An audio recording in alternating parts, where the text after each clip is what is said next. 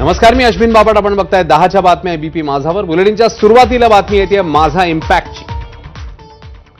शाळांना अल्पसंख्याक दर्जा देण्याच्या प्रकरणात मोठी कारवाई करण्यात आली आहे. उपसचिव मिलिंद शेणॉय यांची अखेर बदली करण्यात आली आहे. अजित पवारांच्या निधनानंतर परिस्थितीचा फायदा घेत अल्पसंख्याक विभागाने राज्यातल्या 75 शाळांना अल्पसंख्याक दर्जा देण्यात आल्याची धक्कादायक बाब एबीपी माझाने उघड केलेली. माझाच्या बातमीनंतर अल्पसंख्याक मंत्री सुनेत्रा पवार यांनी या प्रकरणाच्या सखोल चौकशीचे आदेश दिले. विशेष म्हणजे ही प्रमाणपत्र उपसचिव मिलिंद शेणॉय यांच्या सहीने देण्यात आल्याचं समोर आलेलं. यानंतर शेणॉय यांची बदली करण्यात आली. याबद्दल ताजे अपडेट जाणून घेऊया. मंदार गोंजारी आपल्यासोबत आहेत. मंदार, माझाचा इम्पॅक्ट बघायला मिळतोय. पुन्हा एकदा बदली तर झालेली आहे, पण पुढची कारवाईची, तपासाची दिशा सगळ्याची कशी असेल नेमकी? मंदार,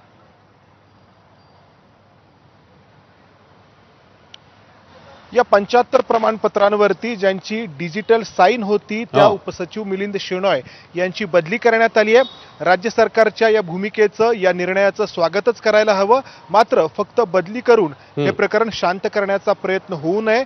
कारण अजित पवारांच्या दुर्दैवी मृत्यूनंतर महाराष्ट्रामध्ये जी परिस्थिती उद्भवली होती, या परिस्थितीचा किती गैरफायदा घेण्यात आला हे या प्रकरणातून समोर आलं. त्यामुळं ज्यांनी कोणी हा प्रकार केलेला आहे त्या सर्वांवरती गुन्हे दाखल व्हायला हवेत आणि मिलिंद शेणॉय यांचा त्यामध्ये जर सहभाग असेल तर त्यांच्यावरती कारवाई व्हायला हवी. आणि त्यांच्याशिवाय या प्रकारामध्ये जे जे सहभागी आहेत त्या सगळ्यांची नावं समोर यायला हवीत. राज्य सरकारकडून आपल्याला ही अपेक्षा ठेवावी लागेल. ठेवण्यात काहीही गैर नाहीये, कारण फक्त बदली करून हा प्रश्न सुटणार नाही. कारण आपण पाहिलं या 75 शाळांना कशा पद्धतीनं, अनेक शाळांना तर कार्यालयीन कामकाजाची वेळ संपल्यानंतर ही प्रमाणपत्र देण्यात आलेली आहेत. एकाच संस्थेच्या वेगवेगळ्या शाखांना 25 प्रमाणपत्र देण्यात आलेली आहेत. पोद्दार इंटरनॅशनल स्कूलबद्दल आपण बोलतो आहोत. इतरही अशी अनेक नावं आहेत. तर हा सगळा गैरप्रकार अतिशय गंभीर आहे. हे करणाऱ्यांनी नियम आणि कायदा तर पायदळी तुडवलेला आहेच, मात्र अजित पवारांच्या दुर्दैवी मृत्यूनंतर जी परिस्थिती उद्भवली होती, या परिस्थितीचा गैरफायदा घेऊन किती असंवेदनशील हे सगळे आहेत हे दाखवून दिलेलं आहे.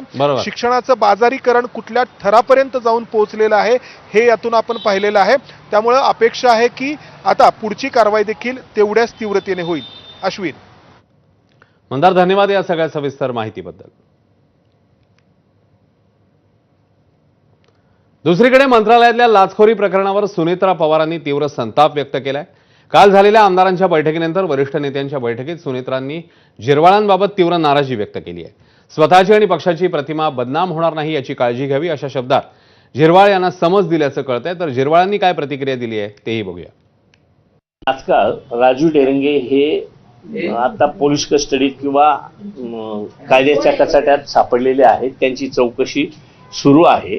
पण त्याबरोबर मी आपल्या विभागामार्फत एक स्वतंत्र चौकशी नेमून आणि सहआयुक्त दक्षता आणि पोलीस उपायुक्त यांच्यामार्फत एक चौकशी करण्याच्या निर्देशित केलेला आहे. सीएम साहेबांबरोबर माझं बोलणं नाही झालेलं, मी बोलणार आहे. उपमुख्यमंत्री अजित पवारांच्या विमान अपघातानंतर तर्कवितर्क, दाव्या प्रति